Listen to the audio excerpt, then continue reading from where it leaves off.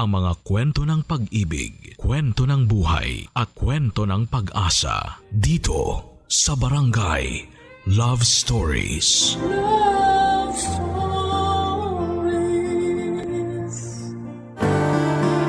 Magulang ang nagsasakripisyo para sa ikabubuti ng kanilang mga anak. Isa itong obligasyon na dapat panindigan nang sa ganon pagsapit ng takdang panahon. Sila na mismo ang magbalik ng pag-aaruga at pagmamahal na iyong kinakailangan. Ikaw kabarangay, nakabawi ka na ba sa mga sakripisyo ng iyong nanay? Dear Papa Dudut, hindi ko inaasahan na darating din pala ang araw na ako naman ang magpapadala ng sulat sa inyong programa. Isa lamang po ako sa silent listener ng Barangay Love Stories. Ang mga kwento ninyo ang naging jam ko tuwing nagdadrive ako sa daan, lalo na tuwing traffic. Bigla akong nai-inspire na i-share din ang sarili kong kwento para naman makapagbigay ako ng aral at motibasyon sa lahat ng kabataang nakikinig sa inyo ngayon na dumadaan din sa parehong karanasan ng aking buhay. Ako po si Sally, 37 years old. Laking mahirap pero dahil sa determinasyon at pagpupursige, ay isa na ngayon akong business owner ng maliit na Japanese restaurant dito sa Maynila. Kailanman ay hindi ako nagreklamo sa pagiging busy ko sa buhay. Sa katunayan, Papa Dudut, ay sobrang thankful pa nga ako dahil hindi ako nawawala ng pinagkakabalahan. Wala po akong karapatang magreklamo dahil ang buhay na tinatamasa ko ngayon ay ang buhay na araw-araw kong dinadalangin noong bata pa lamang ako. Lingid sa kalaman ng mga taong nakakakilala sa akin ay hindi naging maganda ang buhay ko noong bata pa lamang ako. Poorest of the poor kung maituturing ang estado namin, kasama ang nanay kong si Melba. Sa squatters area lamang kami nakatira noon.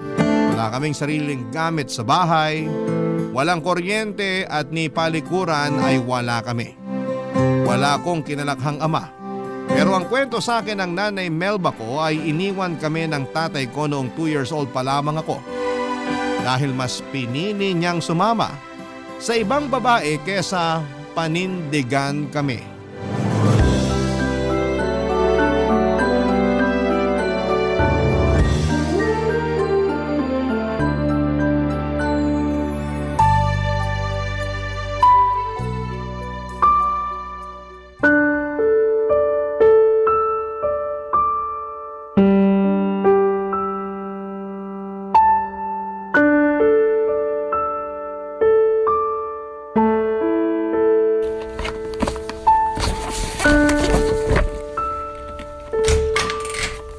Gilbert, anong ginagawa mo? Bakit ka nag-empake? Aalis na ako rito. Ano? Saan ka naman pupunta? Hindi mo na kailangang malaman pa kung saan ako pupunta. Kailan ka naman babalik? Hindi mo yata naiintindihan yung sinabi ko. Aalis na ako. Hindi na ako babalik dito. Anong sabi mo? Paano si Sally? Iiwan mo siya sa akin? Bahala ka na sa kanya. Kung gusto mo siyang ipaampon, ipaampon mo siya. Wala na akong pakialam. Anong walang pakialam? Anak mo yun, Gilbert. Paano mo nasasabi ang bagay na yan? Hindi ko ginustong magkaanak. Alam mo yun. Aksidente lang yung nangyari. Ngayon, kung gusto mong alagaan yung bata, edi alagaan mo. Kung ayaw mo, ibenta mo na lang. Naririnig mo ba yung sinasabi mo? Oo, at malinaw yung mga sinabi ko. Tapos na tayo, Melba.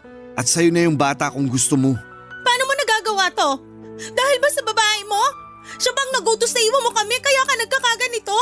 Huwag mong idamay dito si Rita. Ako ang nagdesisyon na sumama sa kanya. Wala siyang kinalaman dito. Ah, talaga? Paano wala siyang kinalaman dito? Siya ang dahilan kung bakit mo kami iiwan ng anak mo.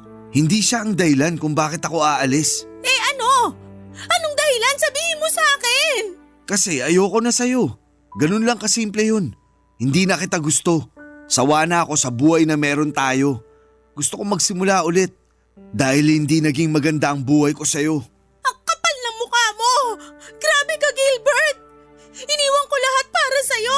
Nasira ang pangalan ko dahil sa'yo. Pinaglabang kita sa pamilya ko tapos ganitong gagawin mo sa akin. Kasalanan mo na yun.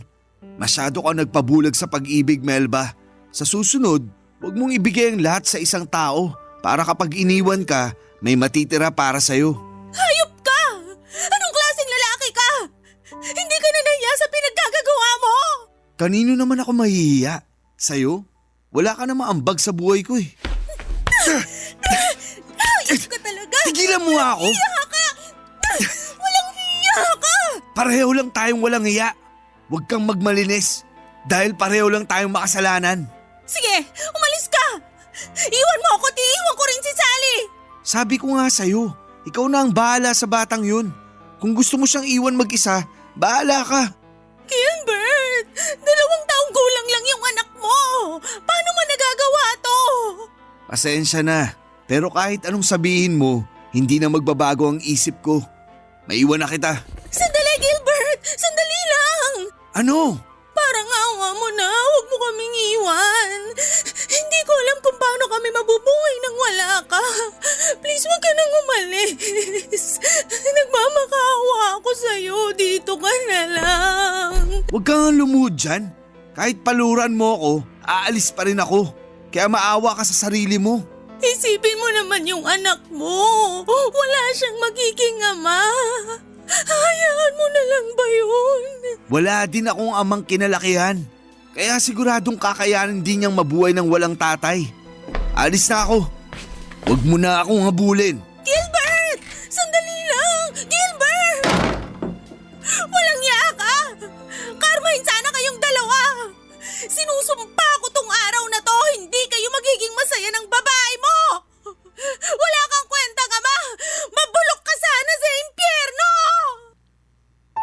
Simula noon ay mag-isa na akong itinaguyod ni Nanay Melba kahit na sobrang hirap ng buhay namin noon. Pagtungtong ko ng edad na 8 ay nagkaroon ng live-in partner si Nanay, isang construction worker. Na nung una ay mabait pero sakalang lumabas ang totoong ugali nito noong nalulong na siya sa sugal. Naging mapanakit ang boyfriend ni Nanay lalo na tuwing lasing ito. Halos gabi-gabi niyang sinasaktan si Nanay noon. At maging ako ay hindi nakaligtas mula sa malulupit nitong kamao. Halos 2 taon din naming tiniis ang pang-aabuso sa amin ng boyfriend ni Nanay, Papa Dudut. Hindi niya magawang iwan ang lalaki dahil malaki ang naitutulong niya sa amin pagdating sa mga gastusin namin sa bahay. Hanggang sa isang araw ay bigla na lamang ni-raid ng mga pulis ang bahay namin dahil nagtutulak pala ng droga ang kinakasama ni Nanay.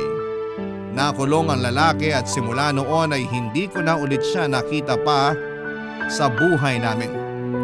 Muli ay naiwan kaming mag-ina para harapin ang problema namin sa kahirapan.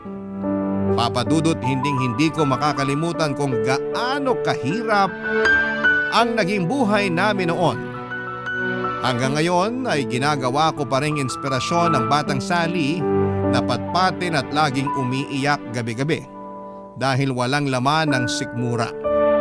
Sa kabila ng buhay namin yon ay malaki ang pasasalamat ko kay Nanay Melba dahil hindi siya sumuko. Kahit wala kaming pera ay pinilit niya akong pag-aralin para mapaghandaan ko raw ang kinabukasan ko.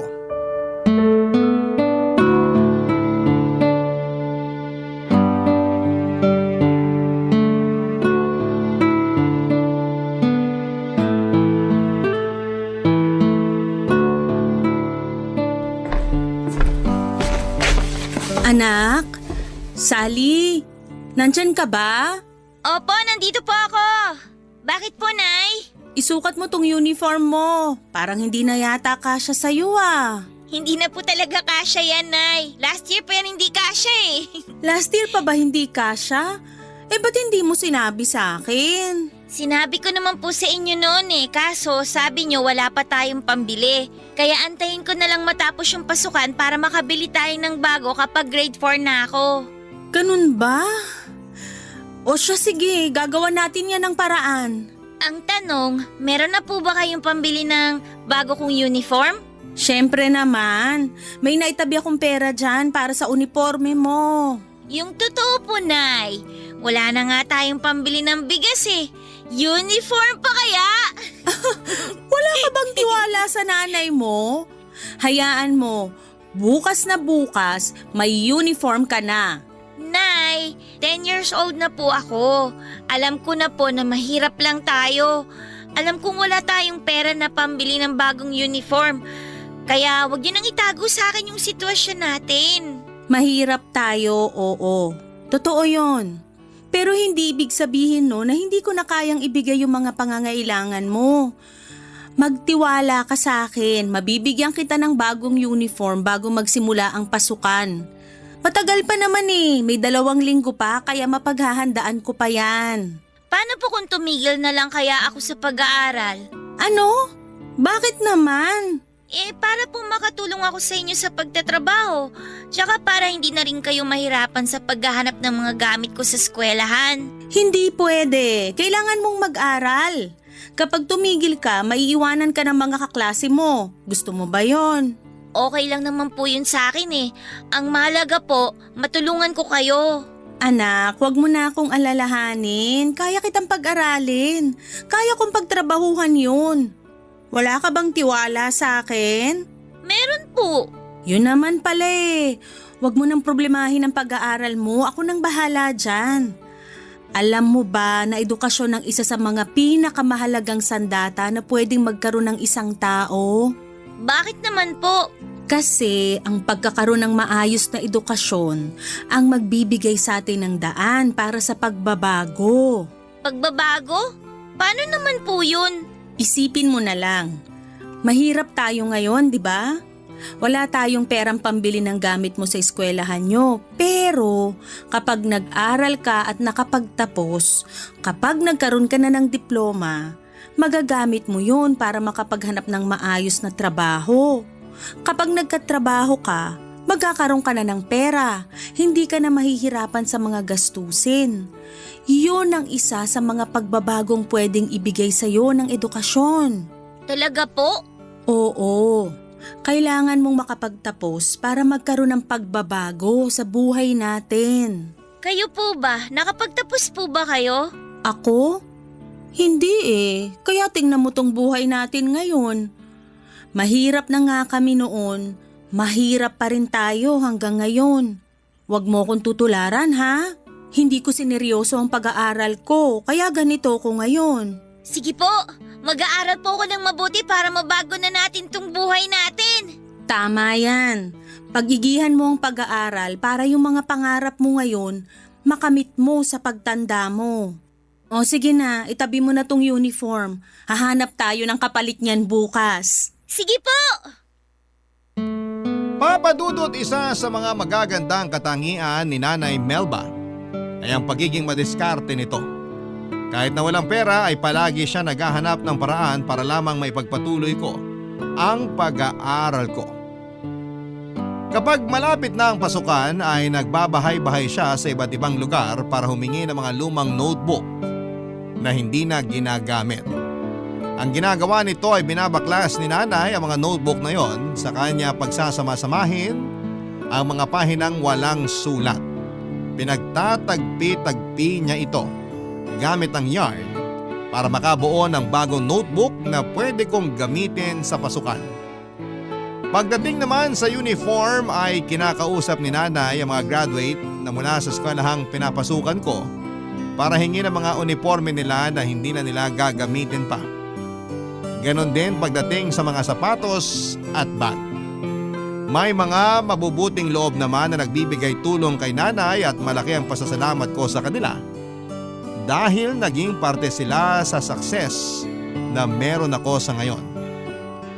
Papa Dudut, kung ang mga kaklase ko noon ay puro brand new ang gamit tuwing nagsisimula ang pasukan, ako'y pawang pinaglumaan ang gamit ko. Ganon pa man ay hindi ko ito kinakahiya dahil alam ko sa sarili ko na ang mga suot at gamit ko sa eskwela, hindi man bago ay pinaghirapan ito ni Nanay Melba ko. Kahit walang baon, kahit walang laman ng tiyan, kahit nanginginig na ako noon dahil sa gutom ay hindi ako tumigil sa pag-aaral. Si Nanay Papa Dudut ang naging motivation ko para magseryoso sa eskwela. Dahil gusto kong balang araw ako naman ang gagawa ng mga sakripisyo para sa kanya, Papa Dudut. Barangay Love Stories. Barangay Love Stories. Top student ako noong nag-aaral pa lamang ako, Papa Dudut. Isa yon sa mga bagay na ikinaka-proud ko dahil sa kabila ng kahirapan namin noon, ay hindi yun naging hadlang sa paghahangad ko ng maayos na edukasyon. Sa katunayan ay lumalaban pa ako noon sa mga school contest sa iba't ibang lugar pagdating sa math, science at maging sa journalism. Paborito ako ng mga teachers ko noon dahil masipag akong bata. Teachers pet nga ang tawag nila sa akin noon. Lagi kasi akong inuutusan ng mga teachers ko na magtinda ng merienda, maglinis ng classroom, bumili ng pagkain at kung ano-ano pa.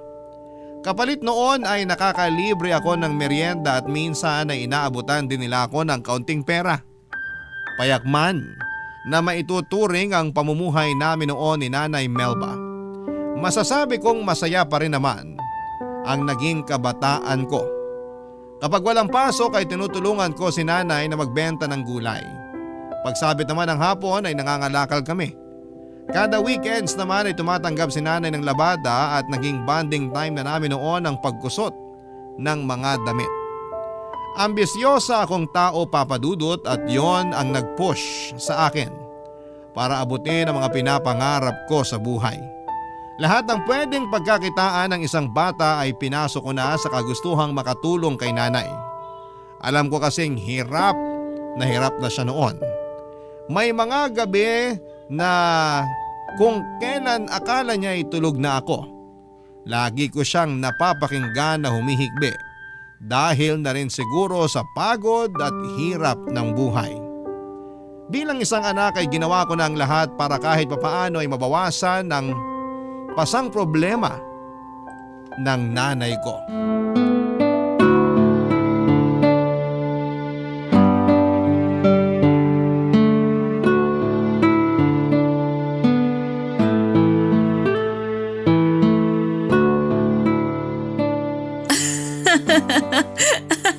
Oh, eto. Hulaan mo kung ano tong anino na ginagawa ng mga daliri ko. Ano po yan? Hindi ko po masyadong makita eh. Tapat niyo po yung kamay niyo sa may kandila para mahulaan ko. Oh, ayan. Nilalapit ko na. Nakikita mo na ba kung ano yan? Dinosaur? Hindi. Eh ano po yan? Aso! Ayan yung tenga oh. Tapos itong hindi liit ko yung dila. Parang hindi naman po aso yan eh. Nay, bakit po pala hindi na bumalik yung kuryente natin? Ayaw na tayong pakabitin ng kapitbahay natin eh. May nanguhuli na raw kasi. Hayaan mo, kapag nakapag-ipon ako ng pera, magpapakabit ako ng sarili nating kuryente. Eh, paano po ako makakagawa ng assignment niyan? Dito ka na muna sa may kandila. Maliwanag naman eh. Kapag po ako lumaki na tapos nagkatrabaho, magpapakabit po ako ng maraming ilaw dito sa bahay para po maliwanag. Aba, magastos yun sa kuryente. Kahit na po. Nakakatakot kasi kapag madilim eh. Baka po mamaya may sumilip na multo dyan sa may bintana. Naku, tinatakot mo lang sarili mo. Hindi naman totoo ang multo eh. Basta yun po ang bibiling ko kapag may trabaho na po ako. Eh baka rin ano? Ano pa? Ano pa yung mga pangarap mo na gusto mong gawin pagtanda mo? Marami po. Kapag po may sarili na tayong bahay, gusto ko po magpagawa ng swimming pool. Tapos po, gusto ko rin bumili ng relo. Yung pong katulad sa kaklase ko, yung relo po na may calculator. Calculator? Bakit mo naman kailangan ng calculator? Eh magaling ka naman sa math. Eh basta po, ang ganda po kasi nun eh. Ano pa? Anong trabaho naman ang gusto mong gawin? Kapag nakapag-college ka na, anong kurso yung kukunin mo? Gusto ko po doktor. Doktor? Bakit naman yun ang napili mo? Kasi po, gusto ko pong tumulong sa mahihirap na hindi po kayang magpa-ospital. Di po ba yung anak ng kapitbahay natin namatay daw po kasi ayaw po nilang itakbo sa ospital kasi daw wala po silang pambayad. Oo, nagkaroon ng pneumonia yung bata tapos ayaw ipagamot sa ospital kasi malaki daw yung sinisingil. Kaya sa bahay na lang siya ginamot. Mga ganong tao po yung mga gusto kong tulungan, Nay. Yung mga tulad natin na mahihirap lang.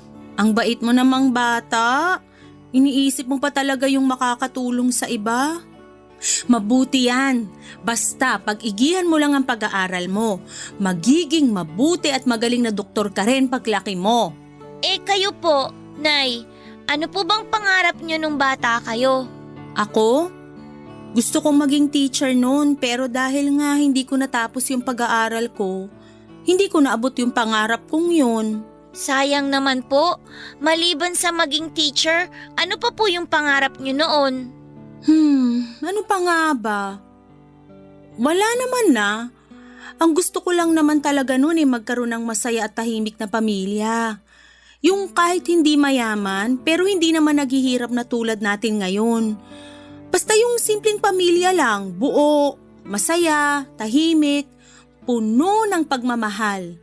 Ganun lang kasimple yung pangarap ko noon. Ako na lang po ang bubuo ng pangarap nyong yan, Nay. Ako po yung magbibigay sa inyo ng masayang pamilya. Kapag po nakaahon na tayo sa hirap, gagawin po natin lahat ang gusto nating gawin para po maging masaya tayo kahit po dalawa lang tayo. Talaga ba? Oo naman po! Kaya katulad po ng sinabi nyo, pagbubutihin ko po talaga yung pag-aaral ko po para sa inyo. Maganda yan. Sana patuloy kang bigyan ng inspirasyon ng mga pangarap mong yan. Basta magtiwala ka lang sa Panginoon. Maaabot din natin ang mga nais natin pagdating ng panahon. Papadudot marahil noon ang mga pangarap ko nung bata pa lamang ako ay parang napaka-imposibleng mangyari. Masyadong matayog. Ang mga kahilingan ko sa buhay na mahirap kamtin, lalo na sa estado namin noon pero hindi ko ginawang hadlang ang kahirapan para abutin ang mga pangarap na yon. Papadudot kong mahirap na ang buhay namin noon. Mas humirap pa ang mundo namin nung patuloy na sinubok ang tatag naming mag-ina. 15 years old ako noon nung biglang dinapuan ng malubhang sakit si Nanay Melba. Nagsimula ang lahat sa isang simpleng ubo at akala namin ay simpleng lagnat lang ang dumapo kay Nanay dahil maulan noon at ilang beses naulanan si Nanay. Pero ang ubong yon ay hindi na naalis-alis pa. Sa halip kasi na bumili ng gamot ay mas pinili na lamang ni Nanay na gastusin ang kakarampot nitong pera sa pagkain. Hanggang ang ubo nito ay lumala ng lumala. Ang payat nitong katawan ay lalong nangayayat. Bumagsak ang katawan nito pero kahit na ganoon ay hindi tumigil si Nanay. Nagpatuloy pa rin siya sa pagtitinda noon dahil kung hindi niya gagawin yon ay wala kaming kakainin. Dumating noon sa punto na maging ako ay nahawa na rin sa sakit ni Nanay. Mas malala ang dumapo sa aking sakit dahil munti ko na itong kinamatay noon. Tuwing inuubo ako ay may kasama na itong dugo at bigla ring tumaas ang lagnat ko kaya nagmamadali akong tinakbo ng nanay ko sa pinakamalapit na center. Pero ang center na pinuntahan namin ay walang nagawa sa sakit ko dahil sobrang lala na nito. No choice sila kundi ang ipadala ako sa isang public hospital. Wala na akong masyadong maalala ng time na yon, Papadudot, dahil akala ko noon ay mawawala na ako. Sobrang sakit ng dibdib ko tuwing humihinga ako. Hindi rin ako natigil sa pag-ubo hanggang sa sumakit na ang lalamunan ko sa kakaubo. Parang umiikot na ang buong mundo ko noon dahil sa taas ng lagnat ko. At ang tanging memorya ko na lamang noong araw na yon ay ang pag-iyak ni Nanay Melba kasama ang kaibigan niya na si Tia Rosa dahil sa sobrang pag-aalala, Papadudot.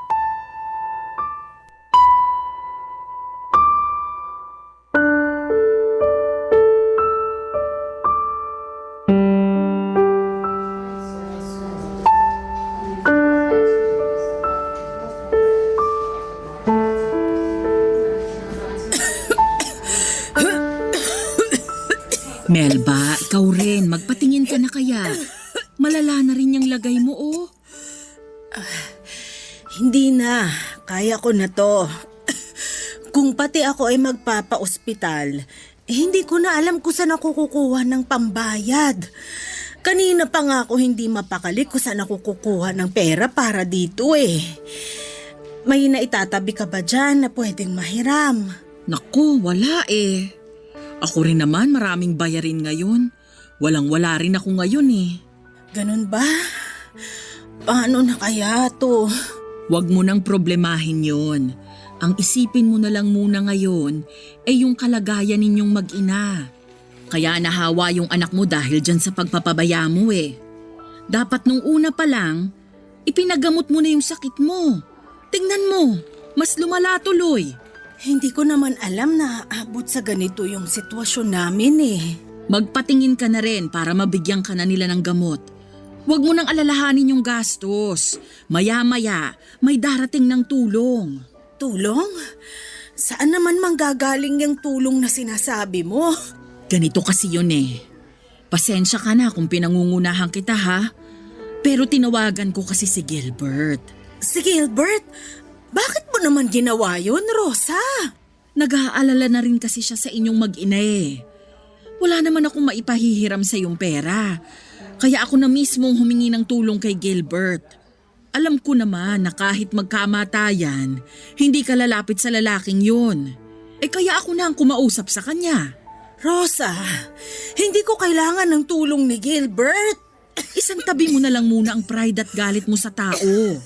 Kailangan niyo si Gilbert ngayon. Kailangan siya ng anak mo. Rosa, Melba, O ayan na pala si Gilbert. Salamat naman at nagpunta ka agad dito. kumusta na si Sally? Inadmit na siya ng mga doktor. Malala raw ang lagay niya eh. Pero nasalina na siya ng gamot. Ang sabi ng doktor, tuberculosis daw ang sakit niya. TB? Paano naman nangyari yun, Melba? Bakit mo naman pinaabot sa ganito kalala ang sitwasyon niyo? Hindi ko naman alam na TB na pala tong nararamdaman ko eh. Huwag na kayong magsisihan. Ang mabuti pa, kausapin mo tong si Melba na magpa-admit na rin dahil ang tigas ng ulo. Ayaw niyang magpatingin sa doktor. Hindi ka pa ba nila na-check up? Hindi na kailangan. Hihingi na lang ako ng gamot. Mawawala na rin to. Magpatingin ka na sa doktor. Hanggang ngayon talaga, ang tigas pa rin ang ulo mo. Wala akong pambayad sa doktor. Kaya... Huwag mo nang problemahin yan. Ako nang magbabayad sa mga gagastos ninyo rito. Ang malaga ay gumaling si Sally, pati na rin ikaw. Hayaan mo.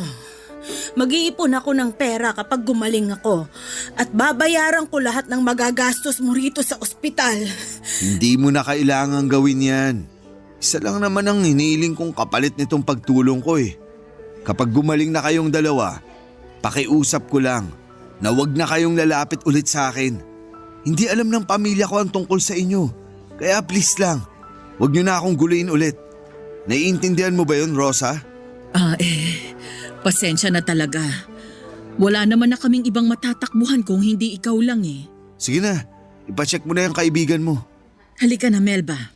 Magpatingin ka na rin para gumaling ka. Sandali, hindi pa kami tapos mag-usap ni... Halika na. Siya na nga raw ang magbabayad eh. Hayaan mo na lang siyang bumawi sa inyong mag-ina. Gilbert, maiwan ka na muna namin ha. Ipapatingin ko lang to si Melba bago pa siya makahawa ng iba. O sige. Kung gusto mong bisitahin yung anak mo, nasa isolation room siya. Magsuot ka na lang din ng face mask para hindi ka mahawa sa sakit niya. Sige, salamat. Pupuntahan ko na siya. At ikaw naman, Melba. Doon tayo. Magpapatingin ka para mabigyan ka na rin ng gamot. Sulitin mo na itong kabutihang ibinibigay ni Gilbert. Dahil baka hindi na ulit ito mangyari. Oo na, hindi na talaga ulit ito mangyayari. Nagkaroon pa ako ng utang na loob sa lalaking yun. Hindi yon utang na loob. Kabayaran niya yon sa pag-iwan niya sa inyong mag-ina. Kaya wag mo nang isipin yon. Yung gagastusin niya ngayon, kakarampot lang yon kumpara sa yaman na meron siya ngayon. Halika na. Sa awa ng Diyos ay nakaligtas naman ako sa pagsubok na yon ng buhay ko, Papa Dudut. Dahil sa diretsong gamutan ay mabilis na nawala ang sakit ko, ganon din kay Nanay Melba. Noong nalaman kong ang tatay ko ang tumulong sa amin sa pagbabayad ng mga gastusin sa ospital ay naisipan ko siyang pasalamatan. Hinanap ko kung saan nakatira si tatay pero hindi natuloy ang plano kong pasalamatan siya. Noong nakita ko kung gaano kaganda ang buhay ng ama ko. Malaki ang bahay nila, sakto noon na nasa veranda sila ng kanilang tahanan noong nagpunta ako sa kanila. May 3 siyang anak at puro babae. Maganda rin ang asawa niya habang pinagmamasdan ko sila. Mula sa labas na masayang kumakain ng merienda ay hindi ko po maiwasang makaramdam ng inggit. Bigla ko naawa sa sarili ko, Papa Dudut. Anak din ako ni Tatay Gilbert pero bakit hindi ko man lang naranasan ang buhay na meron ang mga anak niya ngayon. Sobrang saya nila habang kami ni Nanay Melba ay araw-araw naming pinoproblema kung paano kami makakasurvive sa bawat araw namin. Mula sa pasasalamat ay binalot ako ng galit ng mga oras na yon. Hindi ko maiwasang magtanim ng sama ng loob sa kanya dahil sa pagtalikod na ginawa niya sa amin. Pero kahit na ganoon ay wala akong planong sirain ang tahimik na buhay ni tatay. Ang ginawa ko na lamang ay naglakad ako palayo at binalikan si Nanay Melba na natatanging pamilya ko. Simula noon ay pinangako ko na sa sarili ko na gagawin ang lahat para matamasa rin ng buhay na meron si tatay. Ipaparanas ko rin kay nanay kung papaano ang mamuhay ng payapa at walang iniisip na kahit na anong mga problema. Barangay Love Stories. Barangay Love Stories. Papa Dudut, ginawa ko ang lahat para maigapang ko ang pag-aaral ko. Pagtungtong ko ng kolehiyo ay nag-apply ako ng scholarship na handog ng aming mayor. Naghanap din ako ng trabaho para may mapagkunan ako ng panggasto sa eskwela. Hindi naging madali ang pag-abot sa buhay ko na pinapangarap ko. May punto noon na naiiyak na lamang ako dahil sa sobrang pagod. Pero pagkatapos umiyak ay sige pa rin ako sa pagsulong. Mahirap man ang mag-aral ng pagod ay okay lang. Kahit na walang tulog at gutom ay nalalampasan ko ang lahat ng ito. Dahil na rin sa suporta at pagmamahal sa akin ni nanay. Kumapit ako sa Panginoon at humingi ng gabay sa Kanya na sana ay makayanan ko ang bawat araw pang darating sa buhay namin ni Nanay Melba. At ang mga panalangin kong yon ay ibinigay naman sa amin ng may kapal, Papa Dudut. Dumating ang araw na nakapagtapos ako ng college gamit ang sarili kong dugot pawis. Nang makuha ko ang diploma ko ay agad akong naghanap ng trabaho at nagsimulang mag-ipon. Paunti-unti ay dahan-dahan kong inangat ang buhay namin mula sa laylayan. Dumating kami noon sa moment na hindi na namin problema ang araw-araw na pagbili ng bigas dahil kaya ko nang bumili ng pang-1 linggo. Kung noong bata ako ay puro pinaglumaan ang mga suot kong damit. Noong nagkatrabaho ako ay nakabili na ako ng sarili kong damit.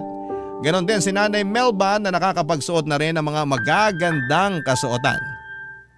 Mabagal man pero dahan-dahan kong ibinigay kay nanay ang comfort na deserve niya, Papa Dudut.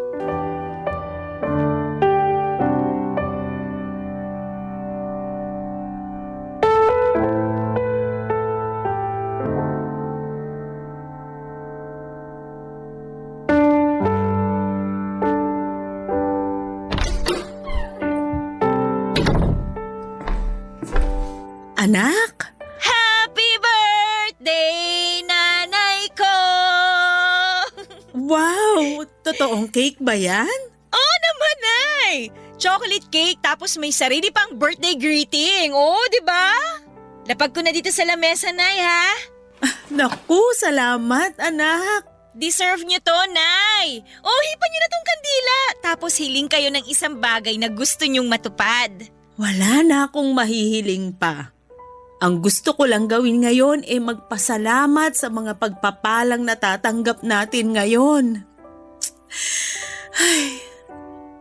Hipan ko na ba? Opo! Ayan! Happy 50th birthday po, Nay! Oy, may binili rin po akong pansit dito. Halika na, Nay. Kumain na tayo. Maupo na kayo dyan. Sige na. Salamat! Siyempre, hindi magiging birthday celebration to kung walang regalo. May regalo ka para sa akin? Oo naman, Nay! Natatandaan ko pa po nung bata ako, kahit wala tayong handa, hindi pwedeng wala kang regalo sa akin tuwing birthday ko. Kaya ako naman ngayon na magbibigay sa inyo ng regalo. Eto po, Nay. Ano naman to?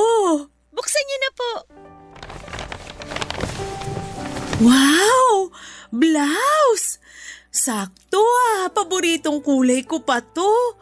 Yellow na floral. Salamat talaga dito, anak ha. Kayo po ang dapat kong pasalamatan, Nay. Kasi kung hindi dahil sa inyo, hindi naman natin maaabot kung ano man ang meron tayo ngayon. Hindi niyo ako pinabayaan noon, kaya ako naman ngayon ang magbabalik ng lahat ng sakripisyo na ginawa niyo para sa akin. Sinong mag-aakala, no? Naaabot din pala tayo sa ganitong klase ng buhay. Akala ko nun mamamatay na lang akong mahirap eh. Siyempre, hindi ko po hahayaan yun, Nay. Hindi ba't nangako nga po ako sa inyo na ako ang aabot ng pangarap ninyo? Ito na po yun. Unti-unti na nating naaabot yung mga pangarap na yun. Wala pa tayo sa buhay na talagang gusto natin, pero at least ramdam naman natin na malapit na tayo sa rurok. Konting tiis pa, Nay. Magiging maayos din ang buhay natin. Sa totoo lang, masaya na ako sa ganito eh. Maayos na ang tirahan natin, may ilaw na tayo, may gamit. Hindi na tayo namumroblema sa pagkain. Doon pa lang, sobrang nagpapasalamat na ako sa mga biyayang to. Hindi pa yan sapat, Nay. Mas pag-iigihan ko pa po ang pagtatrabaho dahil kulang pa to sa lahat ng paghihirap na ginawa ninyo noon. Gusto ko na magbuhay donya kayo. Gusto ko magsuot kayo ng mga mamahaling alahas. Gusto ko na tiles na sahig na nga apakan ninyo. Yun ang gusto kong buhay na matamasa ninyo, Nay. Salamat, anak. Pero wag naman laging ako. Isipin mo rin ang sarili mo. Mas matutuwa ako kapag sarili mo ang inuna mo kaysa sa akin. Huwag niyo na po akong problemahin, Nay. Napagbibigyan ko pa rin naman ng sarili ko kahit papano eh. Yung nakikita ko pa lang na nakakapagbalik na ako sa inyo ng mga bagay na ikinakatuwa ninyo, okay na po ako doon. Salamat, anak. Salamat din sa Diyos sa lahat ng magagandang bagay na nangyayari sa atin ngayon. Sige na po, Nay, kumain na tayo. Sige, ano pa ba tong mga binili mong pagkain? Ayan po, pansit gisado. Paborito niyo yan, di ba? Tapos may in-order din po akong maha blanca sa kapitbahay natin. Naku, sarap naman nito. Papadudo taon ng lumipas ay pinasok ko ang pagnenegosyo. Pagkatapos ng trabaho ko sa umaga ay naisipan ko magtinda ng mga inihaw at prinitong ulam sa labas ng bahay namin tuwing gabi. Hindi ko ininda ang pagod na nararamdaman ko sa buong araw na pagtatrabaho dahil alam kong ang lahat ng paghihirap na ginagawa ko noon ay para sa pangarap ko kay nanay na mabigyan siya ng magandang buhay. Marami ako naging customer sa maliit na business na pinatayo ko, Papa Dudut. Sa pamamagitan noon ay nadagdagan pa ang ipon ko hanggang sa nakalipat kami ni nanay sa mas maayos na bahay. Hindi naglaon ay nakapagpunda na rin po ako ng ilang appliances tulad ng maliit na ref, electric fan at pati na rin gas stove. Kahit na hindi pa ganoong kalaki ang sweldo at income na nakukuha ko noon ay hindi ako nakalimot sa pinanggalingan ko. Kung ano ang ginawa sa amin ng mga mabubuting tao noon na tumulong sa amin ay ginawa ko rin yon nang umayos ang buhay namin. Nagdo-donate ako sa simbahan ng maliit na halaga ng pera at tumutulong din ako sa mga kabataang kapuspalad hanggang sa isang karinderyang naisipan kong ipatayo. Nagtulungan kami ni nanay para buhayin ito at hanggang sa nag-boom na nga ang kainan namin dahil malapit lang kami sa eskwelahan. Karaniwan sa mga suki namin ay mga college students at may ilan din na trabahador na nagbo-boarding malapit lang sa amin. Damang-dama ko noon ang tagumpay na matagal ko nang pinapangarap. Taon ang hinintay namin bago ko natamasa ang mga pangarap ko noong bata pa lamang ako. Pero kung kailan unti-unti na namin itong naaabot ay isang trahedya naman ang nangyari sa buhay namin. Nang mabangga ng pampasaherong jeep ang sinasakyan naming tricycle. Pauwi na kami galing palengke noon nang bungguin ng isang jeep ang sinasakyan namin ni Nanay Melba. Galos lang ang tinamo ko matapos akong yakapin ni Nanay. Siya ang sumalo ng impact ng banggang yon at yun na po ang kinasawin ng kanyang buhay, Papa Dudut.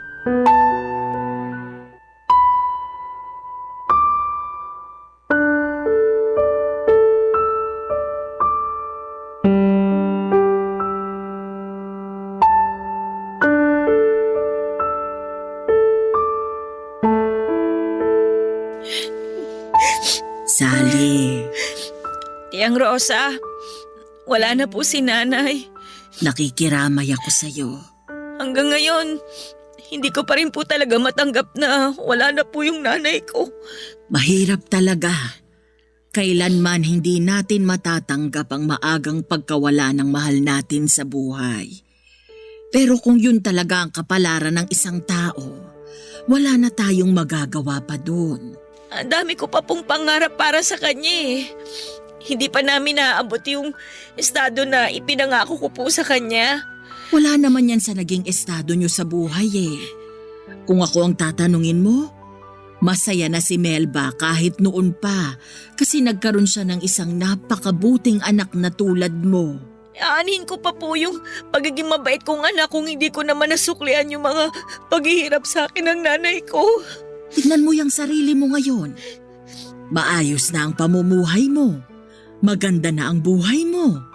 Malayo ka na sa dating Sally na butot balat. Yung mga sakripisyo ng nanay mo sa'yo, hindi mo yun sinayang. Doon pa lang isang malaking kasuklian na yon para sa nanay mo. Ang hangad lang naman ng isang magulang, makita ang kanilang anak na nasa maayos na kalagayan. At yun ang nakita ni Melba bago siya namayapa. Ang unfair lang po kasi.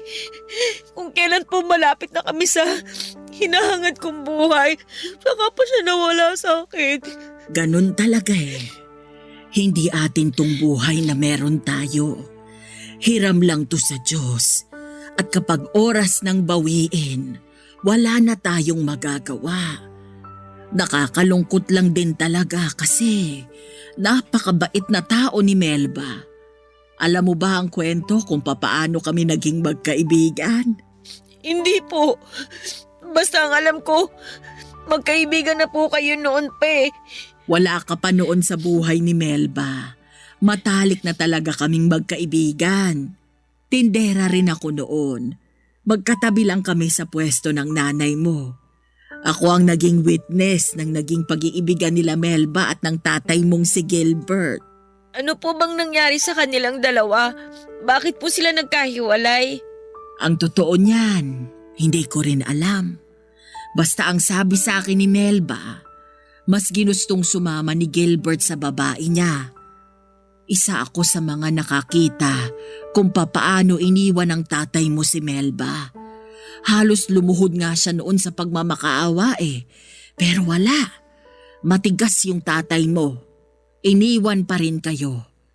Simula noon, ako na yung naging sandala ng nanay mo. Sabi nga niya sa akin noon, karma na niya siguro yung nangyari. Karma?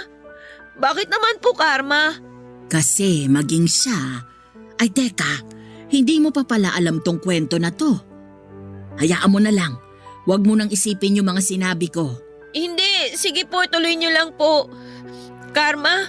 Bakit naman po kakarmahin si nanay? Paano ba to? Baka multuhin ako ng nanay mo kapag sinabi ko sa'yo to eh. Tiyang Rosa, sabihin niyo na po. Nasimulan niyo na pong ikwento eh. Pero huwag kang magagalit sa nanay mo kapag nalaman mo ang totoo, ha? Ano po ba kasi yun?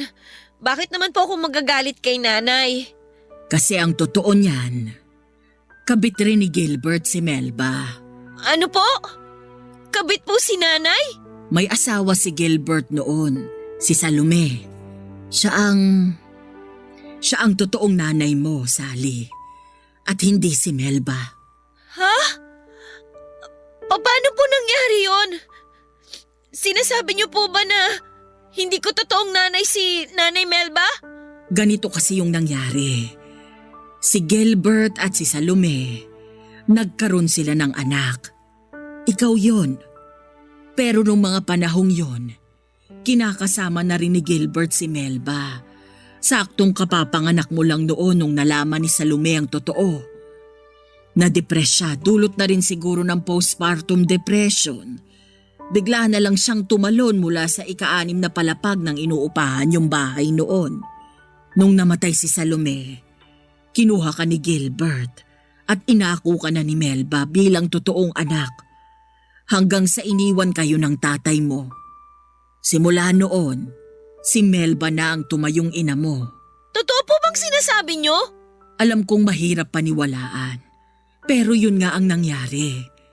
Kung gusto mong kumpirmahin tong mga sinabi ko sa'yo, pwede mong itanong sa tatay mo. Hindi ko totoong nanay si Nanay Melba? Maaaring hindi nga kayo totoong magkadugo. Pero nanay mo pa rin siya at hindi na yun mapapalitan pa. Sally, huwag ka sanang magalit sa nanay mo, ha? Hindi po. Hindi po ako galit kay nanay. Nagulat lang po ako sa mga nalaman ko. Pwede po bang iwan niyo na lang po muna ako? Gusto ko na lang po muna sanang mapag-isa. O sige, doon na lang muna ako sa labas. Sa totoo lang, Papa Dudut, ay hirap akong paniwalaan noon ang mga nalaman kong katotohanan mula kay Tiang Rosa. Pero pinatotoo ito ni Tatay Gilbert nung dumalaw siya sa huling gabi ng burol ni Nanay Melba. Humingi ng tawad sa akin si Tatay sa mga nagawa niyang kasalanan sa amin ni Nanay. Willing daw siyang magpakaama sa akin ngayong wala na si Nanay Melba. Pinatawad ko naman po si Tatay sa ginawa niyang pang-iwan sa amin, pero kasabay noon ay hiniling ko rin sa kanya na huwag na siyang magpapakita pa sa akin kailanman. Masyado nang huli ang desisyon niyang magpakaama sa akin. Isang tao lang ang itinuring kong magulang sa buong buhay ko at yon ay si Nanay Melba lamang. Siguro totoo nga nakabit si Nanay Melba. Isa siya sa mga sumira sa pagsasama ng totoong magulang ko, pero ang makasalanang pag-ibig na yon na nangyari noon ay matagal nang pinagdusahan ni Nanay. Bumawi siya sa pamamagitan ng pagkupkop at pagpapalaki sa akin kahit na hindi naman niya ako totoong anak, at sapat na yon sa akin bilang kapatawaran. Pagkatapos ilibing ni Nanay Melba at ipinagpatuloy ko ang mga nasimulang kong pangarap. Mula sa maliit na karinderya ay nagpatayo ako ng sarili kong Japanese restaurant matapos akong kumuha ng kurso sa cooking. Ang negosyo kong yon ay umusbong hanggang sa nagkaroon po ito ng isa pang franchise. Hindi naglaon ay nakapagpatayo po ako ng sariling bahay na mas malaki pa sa bahay ng tatay ko. Lahat ng bagay nang gusto kong makuha noong bata ako ay abot kamay ko na. Ang mga pangarap ko noon na sa panaginip lang natutupad ay naabot ko na. Nakakalungkot lang na hindi na ito natamasa pa ni Nanay Melba na siyang pangunahing rason kung bakit ako naghirap na abutin ang mga pangarap na yon. Papa Dudut, dito na po nagwawakas ang storya ko. Maraming salamat po sa inyo. Ang inyong forever kapuso at kabarangay, Sally. Barangay Love Stories. Barangay Love Stories. Napakasakit na nangyari kay letter sender. Pero buti sa uli, naging maayos pa rin ang buhay niya. Anong say mo sa Barangay Love Stories na ito? Pagkwentuhan natin sa comment section yan. Nagustuhan ng iyong napakinggan? Ituloy yan via live stream sa www.gmanetwork.com/radio. Barangay LS 97.1 forever. Barangay Love Stories. Love stories. Sinasabing kung ano ang ayaw mong gawin sa iyo ay huwag mong gawin sa iba. May kasabihan nga na kung anong ginawa mo ay babalik sa iyo na sobra pa sa nagawa mo. Ikaw, kapuso, naniniwala ka ba na babalikan ka ng maliman o tamang nagawa mo? Dear Papa Dudut, isa po ako sa mga tagapakinig ng inyong programa kaya naisip ko na may aral din naman ang aking storya kaya sumulat ako. Ako po si Heron, 40 taong gulang. Nangyari po ang aking kwento noong 38 taong gulang pa lamang ako. Panganay po ko sa 2 magkapatid na parehong lalaki. Ako po ay nagtututor ng online English sa mga taga-ibang bansa sa Asia. Sa isang araw may 2 hanggang 3 akong estudyante araw-araw kaya masasabi kong maganda naman ang aking kinikita. Medyo kuripot po ako dahil iniipon ko po ang kinikita ko para sa pangarap kong negosyo. Ang mga magulang ko po at kapatid ay nasa ibang bansa na. 4 na taon na ang nakakalipas. Ako naman po ay naiwan dito hindi dahil sa iniwan nila kundi yon ang choice ko. May gusto po kasi akong gawin kaya nagsabi ako na iwan na lamang ako. Gaya po ng nasabi ko ay 4 na taon na sila sa ibang bansa maliban sa kapatid ko na noong 2 taon pa lamang sila doon ay pinauwi ng mga magulang ko dito dahil sa mga ginagawa niya doon. Ang nakababatang kapatid ko po ay si Abet. Mas bata siya ng 8 taon sa akin. Problematic po talaga ang kapatid ko kahit nung nandito pa sila noon at kahit noong mga bata pa kami. Aminado naman si nanay at tatay na kasalanan nila kung bakit ganon ang ugali ng kapatid ko. Kaya wala akong nagawa nang makiusap ang mga magulang ko na kung pwede na sa akin muna tumira ang kapatid ko hanggang magkatrabaho at magsolo. Nabenta na kasi ang bahay namin nang umalis sila. Pumayag naman ako, Papa Dudut, pero ang pagtira niya pala sa bahay ay parang kumuha ako ng bato na ipupukpok ko sa ulo ko.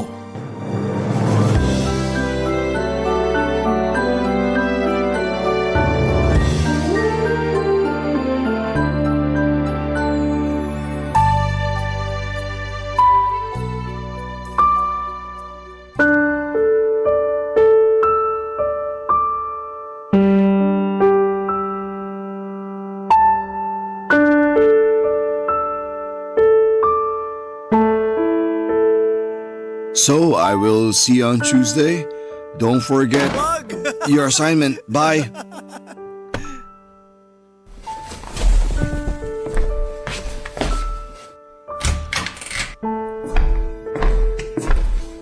Abet?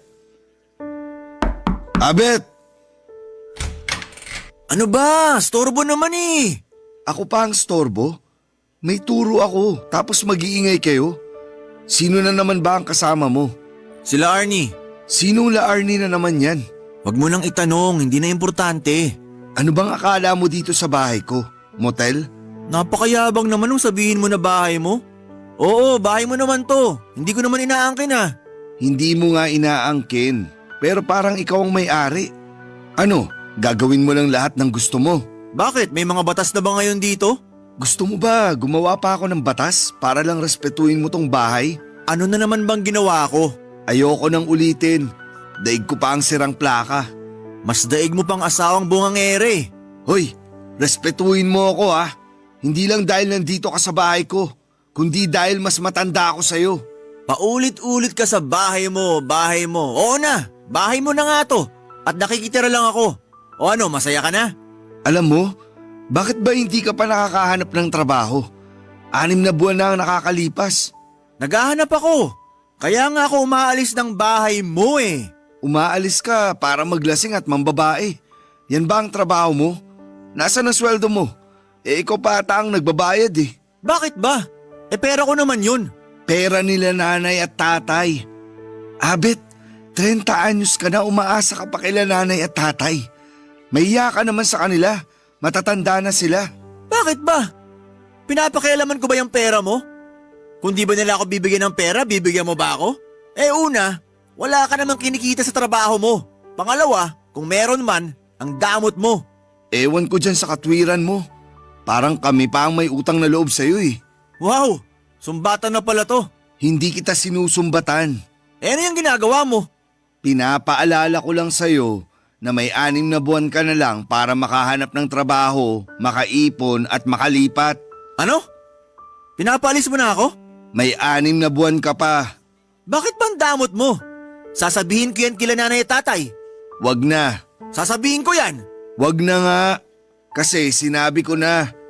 At dahil kukontakin mo lang naman daw sila pag hihingi ka ng pera, pinapasabi na lang nila na matapos din ang 6 na buwan, wala na silang ipapadala sa'yo. Pinagtutulungan niyo ako. Plano mo to eh. Kaya bukas pa lang maghanap ka na ng trabaho. Kapatid mo ako. Hindi ako aalis dito. Ikaw ang bahala. Total, 6 na buwan na lang din naman ang ititigil ko dito. Di ikaw na ang magtuloy ng renta. Bakit ka ba ganyan? Dahil din sa'yo. Nung tinanggap kita, masaya ako kasi na-miss kita. Pero 1 linggo pa lang, para kang nakawala sa hawla kung magwala. Alam mo kaya ka ganyan? Kasi wala kang girlfriend eh. Sino naman ang may sabi sa'yong wala akong girlfriend? Ang hirap kasi sa'yo, puro sarili mo lang ang iniisip mo. Kaya kahit nandito ka at magkasama tayo, wala kang alam sa akin. May girlfriend ka? Ba't di ko nakikita? Bakit? Di ba lagi ka namang wala sa bahay? Tsaka mabuti na din yung di ka niya nakilala. Baka ma-turn off pa siya. Grabe naman yung sinasabi mo. Parang sumasama ako naman. Ikaw ang nag-iisip niyan. Oh, nasabi ko na lahat ng gusto kong sabihin. Iiwan ko na kayo dyan. Paalala ko lang na nagsisimula na ngayon ng oras para sa 6 na buwan. Kuya naman. Wow! Bigla mo akong naging kuya ha. Di ba Heron lang ang tawag mo sa akin? Kuya, huwag ka naman ganyan. Sige na, ayoko na kayong istorbohin at nakakahiya naman sa inyo. Kuya! Matutulog na ako. Kuya! Papadudot ayokong gawin sa kapatid ko yon, pero kung ang mga magulang nga namin ay napuno na, ako pa kaya ang kapatid niya? Na ngayon ay araw-araw na nakakakita sa mga ginagawa niya sa ngayon. Natatakot ako para sa kapatid ko, Papadudot. Nakakatakot yon dahil sa kawalang pakialam niya sa nararamdaman namin ay nanlamig na kami.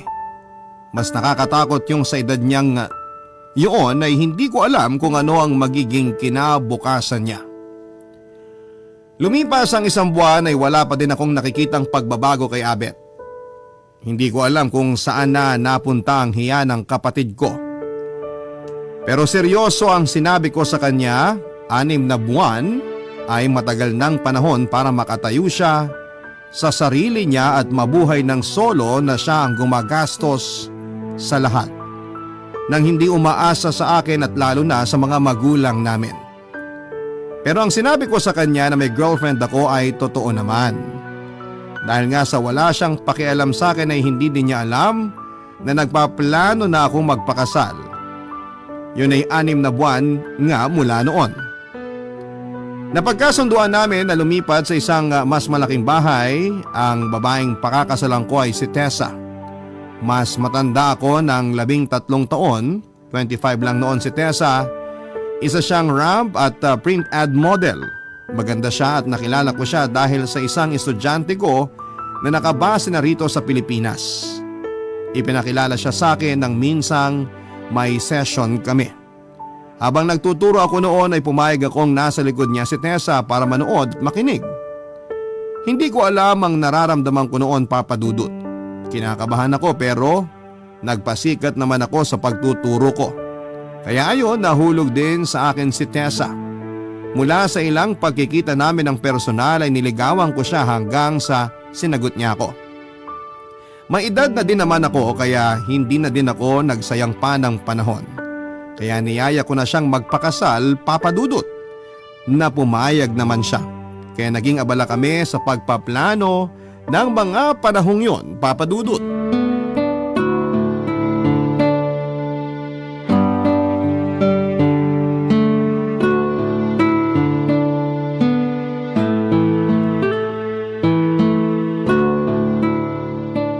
Okay ka lang, mahal? Oo naman. Para namang first time ko dito. Alam mo namang gusto kong lagi kang masaya. Masaya naman ako. Syempre lalo pagkasama kita. Ako din. Teka nga pala, akala ko nandito yung kapatid mo. Umalis na ba? Nasa ibang bansa na uli? Nandito pa siya. Palagi namang umaga na halos umuwi yun. Sa tinagal-tagal ko nang nagpupunta dito, ni minsan hindi ko siya naaabutan. Hayaan mo na yun.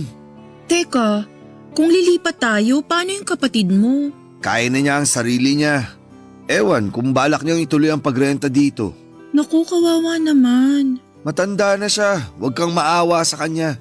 Ito naman makamatanda. Ikaw nga parang teenager lang ang tingin ko sa'yo eh. Totoo ba yan? Oo naman. Mahal mo talaga ako, no? Oo naman. Kaya mahal din kita. Lalo. Lubos. Ang dami naman, lalo na lubos pa. Ang tagal mo na din sa bahay na to, no? Mahigit 10 taon. Mamimiss mo ba tong bahay na to? Kung mag-isa akong aalis dito, siguro mamimiss ko to. Kasi ang tagal ko din dito eh. Pero dahil makakasama kita, okay na din. Aalalahanin ko na lang yung mga happy moments ko dito. Ano bang mga happy moments mo dito? Teka, baka may mga sinama kang ibang babae dito ha? Naku, wala. Nung tumira ako dito, wala na ako naging girlfriend. Nag-concentrate ako sa pagtatrabaho. Kasi nga gusto ko makaipon. Ibig mong sabihin, nung nagsimula kang mag-ipon para sa pag-aasawa mo? Nung una, para sa gusto kong gawing business. Pero dahil nakilala kita, yung ipon ko para sa future na lang natin. Mag-iipon na lang uli ako para sa business na plano ko. Ayan, naudlot ko pa ata ang business mo. Hindi makakapaghintay naman yun. Kasi syempre, kailangan ko din talaga ituloy yun para sa magiging pamilya natin. Kaya kita mahal eh. Mas lalo na ako. Ayaw mo ba talaga na doon na lang sa bahay ko sa compound namin tayo tumira? Akin naman ang bahay na yun eh. Akong nagpatayo nun. Hindi naman sa pride, pero ako ang lalaki kaya dapat ako ang magbahay sa inyo. Ang sa akin naman, para maituloy mo yung negosyo na gusto mo. Makakapaghintay yun. Ang mahalaga, ikaw. Mwah! Kaya kita mahal na mahal eh. Ay, sorry. Maling bahay ata. Tessa, siya ang kapatid ko, si Abet. Ayun! Nagkita din tayo. Matagal mo na ba akong hinahanap? Nakakatawa naman tong kapatid mo. Oh, wala ka bang kasama? Wala. Sino naman isasama ko? Girlfriend mo? Wala akong girlfriend. Naghahanap nga ako eh. Lasing ka ba? Ibang lasing sa nakainom.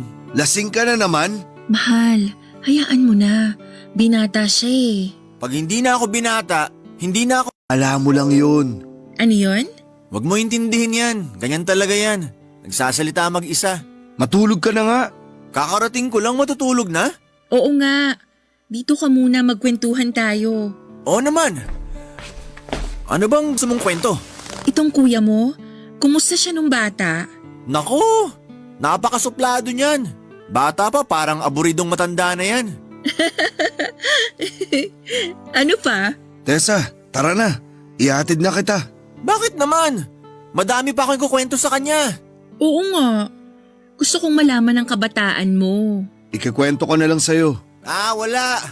Siyempre, pag galing sa kanya, may dagdag bawas na. Oo nga. Maaga pa tayo bukas sa magtatahi ng trahe de boda mo.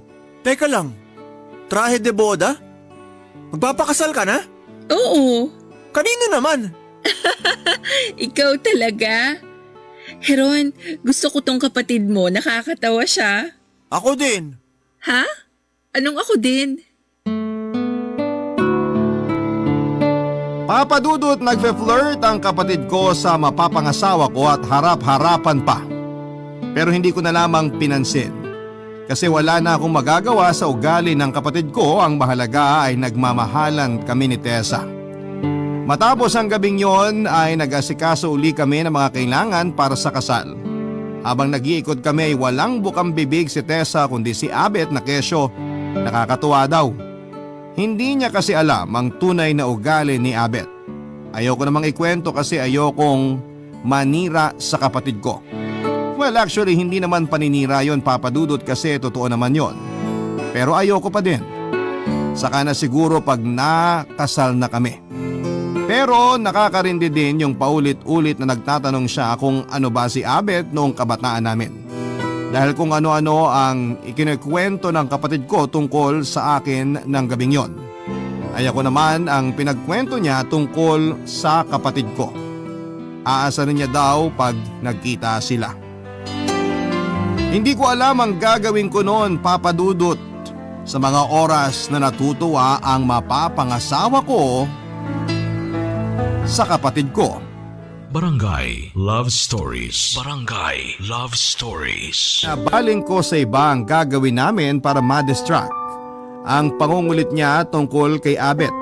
Effective naman, Papa Dudut, kasi hindi ko nasagot lahat ng tanong niya tungkol sa kapatid ko. Hanggang sa wakas ay nagkaroon na din kaming dalawa ng alone time nang hindi nababanggit si Abet. Alam mo naman din, mag-asikaso ng kasal, Papa Dudut, no? Kailangan mag-canvas ka. Kaya nakakapagod. Pero nawawala ang pagod ko kapag nakikita kong masaya si Tessa.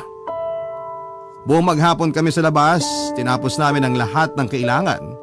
Kasi sabi ko ay may aasikasuhin lamang ako sa probinsya at hindi ako pwede ng 3 araw. Papa Dudut, pupunta ako sa probinsya na malapit lang sa Maynila. May nabili kasi akong lupa doon at sisimulan ko na ang pagpapatayo ng bahay. Yun ang malaking sorpresa ko para kay Tessa. Kaya mabuti naman ay nagawa namin lahat ng araw na mga kailangang ayusin para sa kasal.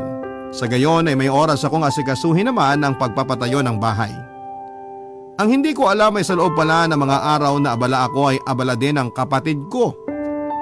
2 araw pa lamang ay lumuwas uli ako ng Maynila, Papa Dudut.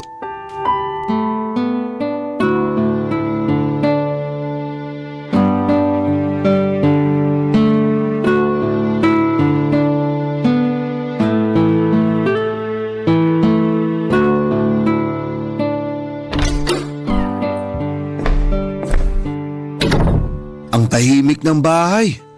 Wala pa siguro ang siga akong kapatid.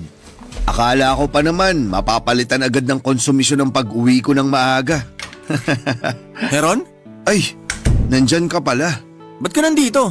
Natural, bahay ko pa din naman to, no? Akala ko bukas pa ang balik mo.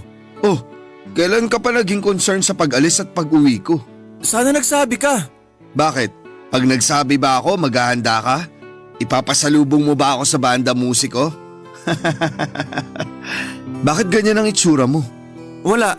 Sino na naman ba yung kasama mo sa kwarto? Wala. Wala? Nako, kilala kita, Abet. May babae na naman dyan, no? Wala. Ano ba yung sagot mo? Puro wala. Basta, yung sinabi ko 5 buwan na lang. May nakita ka na bang trabaho? Wala. Ayan, dun sa tanong na yun, expected ko naman talaga yung sagot mo na wala. Naghahanap ako. Wala lang ako makita. Saan ka naghahanap? Sa mga bar? Bartender ba ang ina-applyan mo? O waiter? Masyado naman atang mataas kung mangangarap kang manager. Yabang mo naman. Sinasabi ko lang ang totoo. Aalis ka ba uli? Hindi na. Bakit ba parang nakakatakot yung kinikilos mo? Kanina ka pa concerned sa schedule ko Nagtatanong lang. Ano ang meron? Wala nga. Ewan sa'yo. Magpapahinga na muna ako. Bakit diyan ka sa sofa mahihiga? Bakit? Noon pa naman pwedeng umiga sa sofa. Alam mo, teka nga, ano bang problema? Doon ka na kasi matulog sa kwarto mo. Alam mo, wala naman akong pakialam kung ano man ang gawin nyo ng kasama mo. Hindi sa nasanay na ako. Pero napagod na ako kaya wala na akong pakialam sa mga plano mo. Sino bang kausap mo? Tessa? Heron? Ba't ka nandito? Ito ba ang tinatago mo? Wala eh. Ayan na, nakita mo na. Paano ko ba itatago? Mayabang ka pa? Ano nang klaseng tao ka? Anong klaseng kapatid ka pati mapapangasawa ko? Oh, bakit sa akin ang sisi? Ako lang ba gumawa nito? Nasusuka ako sa sinasabi mo. Wala ka man lang pagsisisi. Bakit naman ako magsisisi? Mahal ko naman si Tese. Tessa, bakit mo nagawa sa akin to? Sorry, pero... Pero ano? Akala mo ako si Abet? Hindi. Kasi ang laki ng pagkakaiba nyo. Yung mga hinahanap ko sa lalaki, nasa kanya lahat. Hindi mo pala nahanap sa akin ang mga hinahanap mo. Bakit mo ako sinagot? Bakit ka pumayag nang yayain kitang magpakasal? Naaawa kasi ako sa'yo. Ano? Naaawa ka? Anong nakakatawa? Hayaan mo na siya. Hoy! Anong tinatawa mo? Kasi mas naaawa ako sa'yo. Anong ibig mong sabihin? Huwag mo na nga intindihin yan. Pinapalakas niya lang ang loob niya kasi nga talunan siya. Talunan? So para sa'yo, premyo pala si Tessa sa isang contest na talunan ako? Ano? Huwag mong pakinggan yan. Desperado lang yan. Alam nyo, hindi na ako nakaramdam ng sakit at sama ng loob. Natatawa na lang ako kasi sakto kayo. Bagay na bagay kayo sa isa't isa. Napakabastos mo magsalita. Mabuti na lang, hindi ko na itutuloy ang kasal. Ha? Sumuntik mo na palang balakin na ituloy pa ang kasal matapos siyang nakita ko?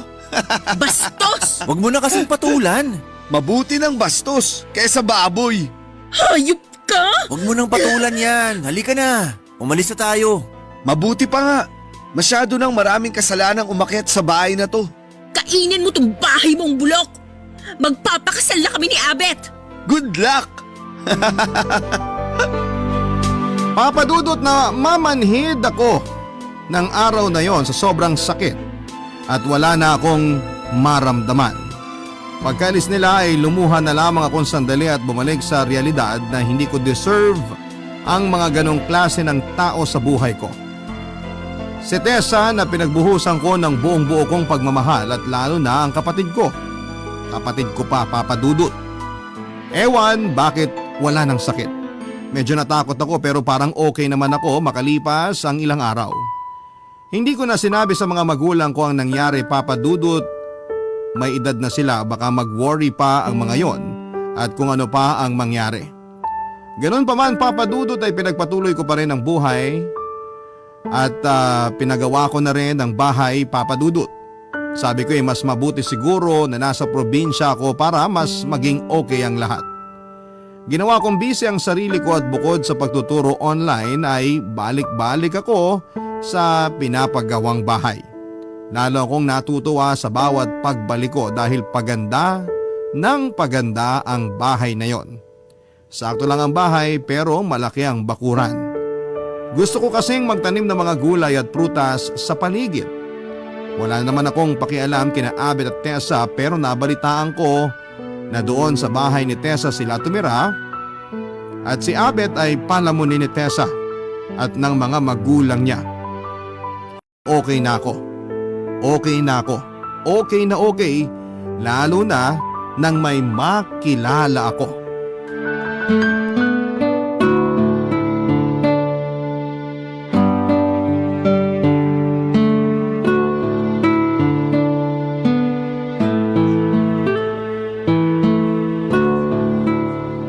Good morning.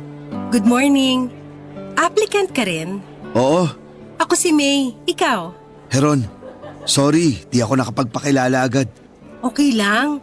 Ano ina-applyan mo? Translator ng foreign language. Ay, ang galing naman. Anong mga languages ang forte mo? Kaya ko ang Korean, Japanese, Chinese Mandarin, saka Thai. Wow! Ang galing mo naman. Paano mo naaral yung mga yan? Yung Japanese na pag-aralan ko nung college. Yung Korean, Mandarin at Thai, pinag-aralan ko na lang. Kasi nag-tutor ako, so para mas maraming makuhang estudyante, inaral ko yung mga ibang language. Nakakabilib ka naman. Hindi naman.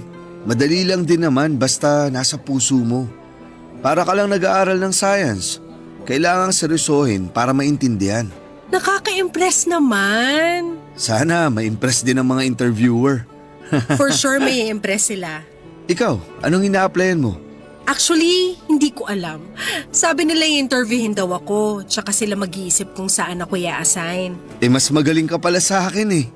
Biruin mo, dun pa lang sila magde-decide kung anong posisyon ka ilalagay. Sigurado yung pinakamataas ang makukuha mong posisyon. Pinapalakas mo lang ang loob ko eh. Hindi sa itsura mo pa lang mukhang magaling ka. Talaga? Sa itsura ba nakikita yon? Hindi lang, pati sa galing magsalita. Tapos yung magalang. Sana makita din nila yung nakikita. Kailangan ko makaipon para sa business. Bakit wala ka bang naipon? Meron, kaso pinampagawa ko ng bahay. Ay, good investment yan. Sino makakasama mo sa bahay na pinapagawa mo? Ako lang, nasa ibang bansa na ang magulang ko eh. Asawa? Wala. Sorry, may nasabi ba akong masama? Wala. Pasensya ka na. May naalala lang ako. Sige, hindi ko natatanungin. Iba na lang ang pag-usapan natin. Pang ilang trabaho mo na to? Technically, pangalawa pa lang. Ikaw? Ako din. Technically, pangalawa pa lang kung sakali. Yung una, yung pag-tutor nga. Pero yung may boss, ito pa lang kung sakali nga. Paano pala ang pagtuturo mo pag natanggap ka rito? Tuloy pa din naman. Kukuha na lang ako ng estudyante paggabi. Kasi umaga hanggang hapon lang naman ang pasok dito. Ay, sandali nga. Parang sigurado na akong tanggap eh. Claim mo na para positive ang outcome. Kung sa bagay, Grabe ang sipag mo naman. Kaya mo ba ang 2 jobs? sa totoo lang, parang ganun din naman ang suma. Kasi nagtuturo din ako mula umaga hanggang gabi. So parang ganun pa din. Saka ang madali, pag natanggap ako, halos pareho lang ang nature. Sa pagtuturo, parang nagtatranslate lang din naman ako ng English sa lingwahe nila. Oo nga. May ini-interview pa siguro bago ako. Pero kung meron, ang aga niya naman. Kasi dumating ako 7 a.m. eh. Ang aga mo. 9 a.m. pa ang interview mo, di ba? Daig ng maaga pang masipag. Mag-aalas 9 na din naman. Teka, paano mo nalaman na alas 9 pa ang interview ko? Huwag ka mabibigla ha. Ako si Marian. May ang nickname ko. Ako yung magi-interview sa'yo. Po? Oh, bakit biglang may po? Bigla ba ako nagmukhang matanda? Hindi po. I mean, hindi. Nagulat lang ako. So wala ka ng 9 a.m. interview? Bakit naman? Kaya ko ang trabaho. Pangako. Wala ka ng 9 a.m. interview kasi tapos na ang interview mo kanina pa. Ibig sabihin, yung pakikipag-usap mo sa akin dito, yun na yung interview? Oo, at tanggap ka na. Pasensya na, hindi ko alam na interview na pala yun. Baka mukha akong arugante pero… Sandali, tama ba yung narinig ko? Tanggap na ako? Oo. Talaga? Ay sorry, natuwa lang ako. Okay lang, nasa meeting naman ng mga tao eh. Salamat, maraming salamat Miss Marian. May na lang, ano ka ba? Salamat May. Since dapat 9 a.m. ang interview mo, ibig sabihin dapat wala kang gagawin ng 9. Wala, yung interview lang. Good, tara samahan mo ako magkape. Ha? Kape? Bawal ba sa'yo ang kape? Hindi naman. O yun naman pala eh, halika samahan mo ako. Sige. Doon tayo sa 20th floor. Maganda ang coffee shop doon. Nagulat ako, Papa Dudut. Yung kausap ko na pala ay ang siyang mismong dapat mag-i-interview sa akin. Dahil nandun na ako ng alas 7 ng umaga, nandun na din pala siya. Nung malaman niya na ang aga ko ay na-impress daw kaagad siya sa akin. Kaya ayon, inisip niya na mas maganda kung makausap niya ako ng hindi handa, Papa Dudut. Na-impress din daw siya dahil magalang daw ako kahit na akala ko na isa lang din siya sa mag-a-apply. Iba talaga pag may respeto tayo sa bawat isa. Hindi natin alam kung kailan tayo gagantimpalaan ng magandang pabuya sa buhay, pero nagtataka din ako kung bakit niya ako niyayang magkape. Simula na ba ng trabaho ko? Pero dahil bago ako ay sumunod lamang ako pero kabado ako. Kasi syempre ako ang lalaki kaya ako ang dapat na magbayad ng o-orderin namin. Paano kung mahal? Nang dumating kami sa coffee shop, sosyali ng lugar. Kaya ayon, mahal nga ang kape at iba pa ang tinda. Nang nahalatang kabado ako ay sinabi ni May na naka-charge sa kumpanya ang o-orderin namin. Nakahinga ako ng maluwag pero hindi ko naman pinahalata. Noong sinabi niya pala na pangalawang trabaho niya palang yon ay totoo naman pala Papa Dudut kasi mula sa pagiging VP ay ililipat na sa kanya ng tatay niya ang pamamahala ng kumpanya bilang CEO. Kaya ang swerte ko. Yung nag-interview sa akin, ako ang huling in-interview bago naging CEO. Hanggang sa nagsimula ako ng trabaho at tuwing coffee break ay niyayaya ako ni May, Papa Dudut. Nahihiya ako sa pagiging malapit namin ni May. Pero may iba na akong nararamdaman kay May ng mga panahong yon, Papa Dudut. Barangay Love Stories. Barangay Love Stories. Nai-in-love na naman ako. Pero pilit kong pinipigilan ang sarili ko dahil sa nangyari sa huling relasyon ko. Gusto kong makilala muna ng mabuti ang susunod na makakarelasyon ko. Pero hindi naman po ako nag-a-assume na magiging kami ni May kasi napakalayo ng agwat ng kabuhayan namin at isa pa ay boss ko siya. Kaya pilit kong binubura sa isipan ko ang nararamdaman ko. Pero iba ang sinasabi ng tadhana, Papa Dudut. Iba kasi ang tingin sa akin ni May at hindi siya nahihiyang ipahalata. Hindi naman siya nagfe-flirt pero masyado siyang sweet at sa araw-araw na magkikita kami ay parang lagi niyang sinasabi sa mga tingin niya ang salitang kailangan mo ba ako or kailan mo ba ako liligawan? Hanggang sa naglakas loob na ako. Maliman ang akala ko ay susubukan ko. Nakakatakot na baka mali at maging kapalit ang trabaho ko pero sige, susubok ako, Papa Dudut.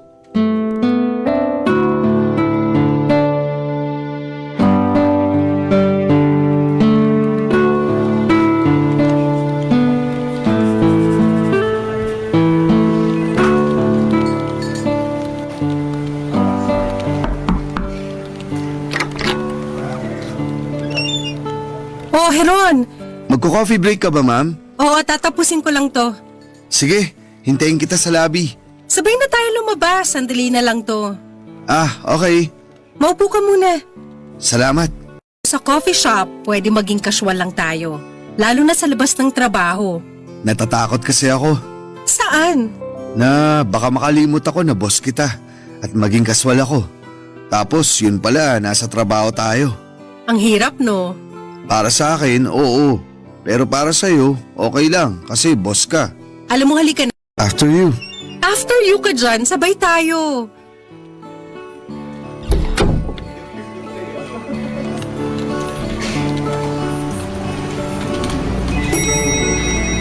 Eto, talagang after you na. Pwede naman sabay pumasok.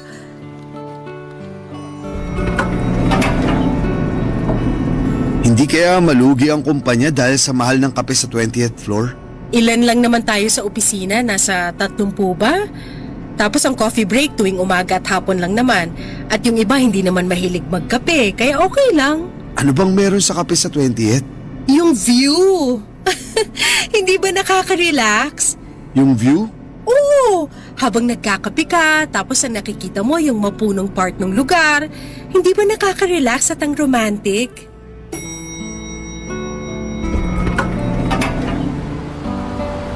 O, tignan mo. Ngayon lang. The usual please, doon na lang sa table namin. Thank you. Lika na. Bakit pag ikaw ang order, usual lang ang sinasabi mo? Pag ako, iisa-isain ko uli. Puro ka naman kalokohan. Upo na nga tayo. Ngayong nakaupo na tayo, may gusto sana akong tanungin. Oh, bigla ka naman nagseryoso. Oo eh, seryoso ang itatanong ko. At kung ano man ang sasabihin ko, seryoso ako. Buti wala pa yung kape. Kasi kinakabahan naman ako sa mga sinasabi mo. Sige, ano ba yan? Maglalakas na ako ng loob ha. Pero kung ano man ang masabi ko, sana wag mong ikagalit. Bakit naman ako magagalit? Masama ba yung sasabihin mo? Depende kung paano mo tatanggapin. Ano yun? Para matapos na tong kaba ko. May, pwede ba kitang ligawan? Ay, nako! Sorry. Huwag ka sanang magalit. Hindi naman ako nagagalit. Sabi, Okay lang sa'yo? ang tagal ko nang hinihintay yan. So pwede ako manligaw sa'yo? Kung papayagan ba kita, seryoso ka ba sa akin? Oo naman. Was hindi ako papayag na ligawan mo. Bakit? Kasi kung seryoso ka naman pala, bakit ka pa manliligaw? Eh di tayo na. Sige. Talaga? Oo. Sa tagal ba naman natin na magkakwentuhan, siguro naman, more or less kilala na natin ang isa't isa. Pwede bang masabi ko muna ang magic word? Alin, yung I love you? Bakit mo sinabi? Ang bagal mo eh! So ide-declare na natin ang araw na to bilang anniversary natin. Ginugulat mo naman ako. Parang ako yung nabigla sa pagtatapat ko eh. Basta huwag ka magbabago ha. Hindi. Hindi. I love you. I love you more. Napakasaya ko ng araw na yon, Papa Dudut. Yung takot ko na baka isipin ni May na iba ang habol ko sa kanya ay nawala ng lahat. Yung takot ko naman na baka kung ano ang isipin ng mga magulang niya sa relasyon namin, na baka isipin nila na niligawan ko siya para sa pera o sa posisyon niya, ay nilinaw din naman sa akin ni May. Hindi daw nakikialam ang mga magulang niya sa love life niya, at kung sa bagay, matalinong tao si May. Kaya alam niya kung niloloko siya o hindi. Pero ako, Papa Dudut, ay sobrang saya ko kasi kung anong hampalos ng buhay man ang nangyari sa akin dahil sa kapatid ko at kay Tessa, eto namang tungkol sa amin ni May ay ang paghilom sa sakit na naiwan noon. Makalipas nga ang 1 taon ay mas tumibay pa ang aming pag-iibigan. Siyempre, boss ko pa din siya at empleyado niya ako, pero hanggang opisina lamang yon. Kaya naisipan na naming magpakasal. Pinilit kong labanan ang trauma na ibinigay sa akin nung huling magplano akong magpakasal hanggang sa maayos namin ang lahat. Pero isang araw, nang mag-grocery kami, may hindi inaasahang tao ang aming nakasalubong, Papa Dudut.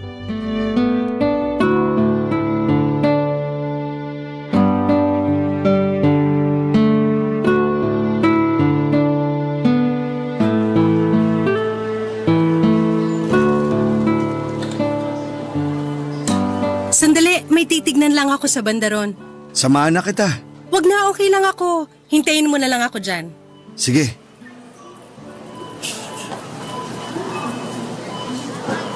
Uy! Namimili! Abet? Ako nga! Huwag mong sabihin na nakalimutan mo na itsura ko. Binura ko na nga sa isip ko. Ewan, bakit bigla ako naalala? Wow! Yabang naman magsalita. Heron? Oh, Tessa, kayo pa pala? Natural! At masaya kami. Ikaw? Sobra. Sobrang saya mula nung mawala kayo sa paningin ko. Kaya lang, nagbalik na naman ngayon ang inis ko nang makita ko kayo. The feeling is mutual. Halika na, Abet. Mamaya na. Ngayon ko lang uli nakita tong kapatid ko. Teka sandali, sinong kapatid mo? Yabang mo talaga. Ibibigay ko na sa'yo yung yabang. Total, ang buhay mo puno na ng lungkot. Mag-isa, tapos ang trabaho pa online.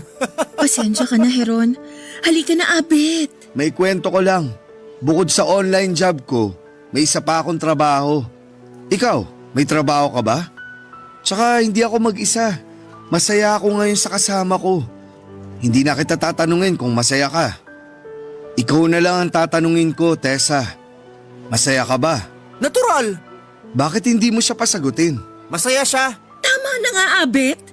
Halika na. Hindi! Si Raulo tong hero na to eh. Gagawin pa tayo ng issue. Issue? Sa itsura ni Tessa, mukhang hindi lang issue ang kaligayahan. Parang problema siya. Loko-loko ka!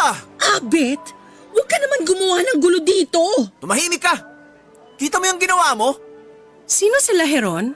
Mga hindi importanteng tao. Eh ikaw, sino ka naman? Ako si May. May palang pangalan mo. Ano naman ang pakialam mo dito? Halika na nga, Abet! Sandali! Maghintay ka! Ako ang mapapangasawa ni Heron. Halika na, May. Oh, ba't ka alis? Ayaw mo malaman yan totoo? Alam na niya. Alam niya kung anong klase kang tao. Hoy, Heron! Huwag kang mayabang ha. Sino pinagmamalaki mo? Yung babaeng yan?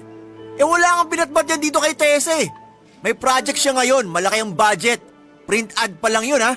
O ano? Anong iyayabang mo? Tama na nga, Abet! Nakakahiya na! Tessa, siya ba yung magiging model ng housing project sa Bulacan? Oh, kita mo? Kilala mo tong asawa ko. Sikat kasi to. Ikaw, saan ka ba napulot ni Heron? Gusto ko lang sabihin na canceled na yung contract signing ni Tessa sa Monday. Hoy, huwag kang pauso. Palibhasa, inggit ka. Gusto ko lang ipakilala si May. Siya ang CEO nung kumpanya na may hawak sa housing project na dapat imomodel ni Tessa. Siya yung inggiterang sinasabi mo. Ha? Hayop ka kasi! Mula nang sumama ako sa'yo, puro malas na ang natanggap ko. Hindi ka pa nagtatrabaho, umaasa ka sa sweldo ko at bigay ng magulang ko. Kung makaasta ka sa bahay, akala mo may pambayad ka para alipinin ako sa sarili kong bahay? Tapos ngayon yung project na ang tagal kong hinihintay, sinira mo pa! Sukang-suka na ako sa'yo! Huwag ka nang uuwi sa bahay ko! Tessa, sandali! Tandaan nyo to! Ang kakapal na mukha nyo! Tessa! Karma is real. True!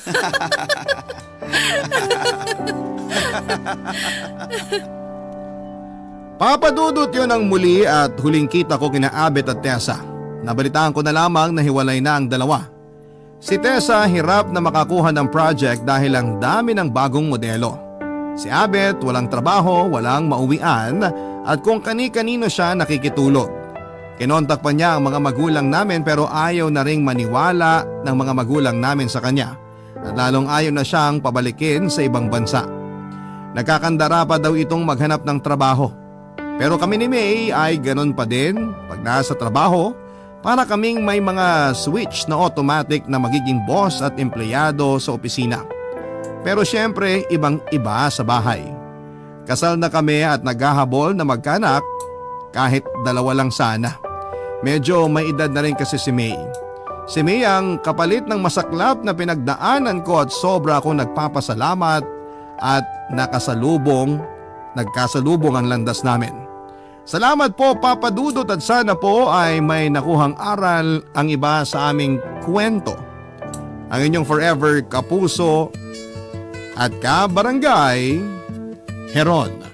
Nagustuhan ng iyong napakinggan? Ituloy yan via live stream sa www.gmanetwork.com/radio. Barangay LS 97.1